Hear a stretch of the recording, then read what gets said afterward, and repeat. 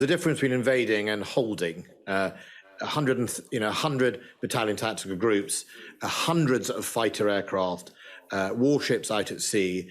The Russians have overwhelming forces over Ukraine, and if they really wish to inflict violence and invade, they could do that. The Ukrainians would put up a brave resistance.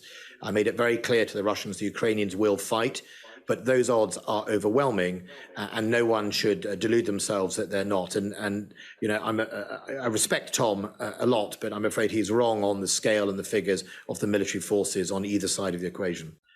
Well, I think what we haven't seen is evidence of withdrawal that has been claimed by the Kremlin.